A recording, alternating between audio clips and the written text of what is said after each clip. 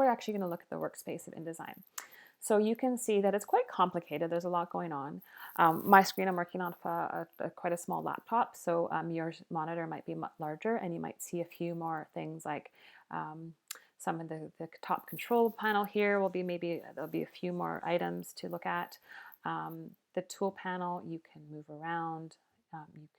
You can actually change the orientation. You can have it double, you can have it single, you can have it horizontal or vertical.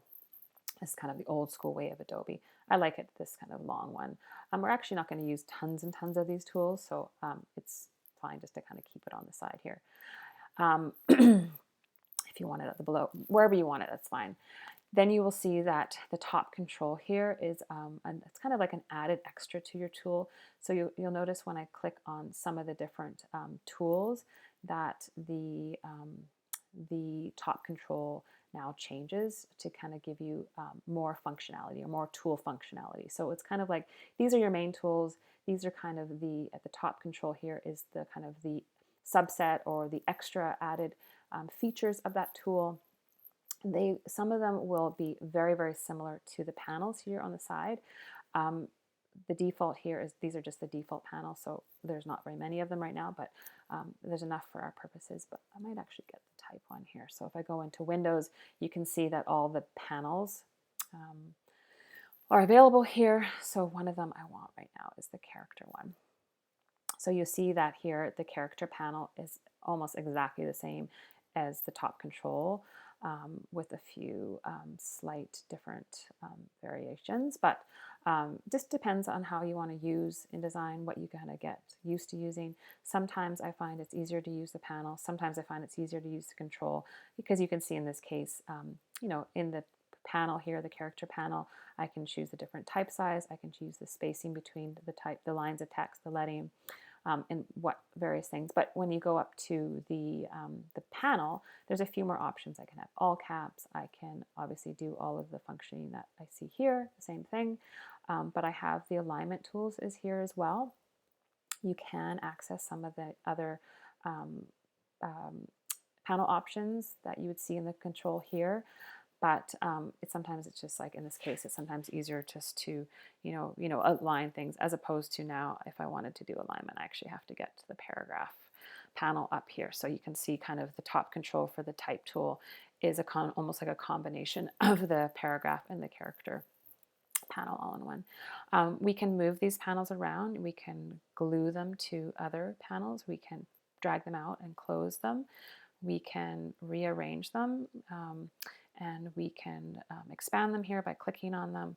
Like again, I can go to the window menu item bar here, and I can get panels that I accidentally deleted or closed. I can open up other ones, and I can kind of arrange them as I need to. I can obviously close the whole thing and re-get them again. Now for our exercises right off the bat, we're just going to be using these ones, pages. So when I click on pages, because those other ones were linked to it, these ones all open. So that is totally fine. The ones here right now are totally fine. We also have the option to arrange them or save these panel or the whole workspace. So I like to set my workspace up in a very specific way, and I use very specific panels and tools, and I've just found over the years that the ones I use, I just want to quickly access and not have to go and grab and go to the workspace and then click on link and blah blah blah, click on then styles, blah blah blah. So what I do is that I have set up my workspace exactly what I want it, how I want it. So say I'm dragging panels over here, I'm rearranging them, I'm have them set up in a very specific way. So I've set mine up in a very specific way, and then I've saved my workspace as Chloe. Now I can click on what I have saved as Chloe, and it's going to, I don't actually want that one, but I have all the panels, don't want to drag that out, all the panels that I use all the time. You might have noticed that when I click on workspace, there's a whole bunch of presets ones here.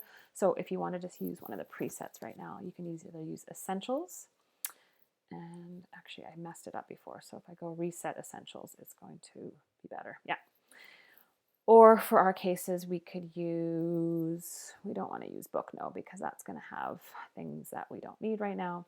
But maybe typography would work too. Yeah, typography would be fine as well. So either essentials or workspace. Now again, so say I accidentally or just start dragging these off or rearranging these, and I want to, I just say, oh, I don't like that anymore. I want to go back to the workspace before. So as opposed to just clicking on typography again, you actually have to go reset typography, and that will rearrange them to the workspace that is preset. So that's just the workspace. And so tools, these tools manipulate or change the top control here. We have our panels, and I'll go through those in the next video.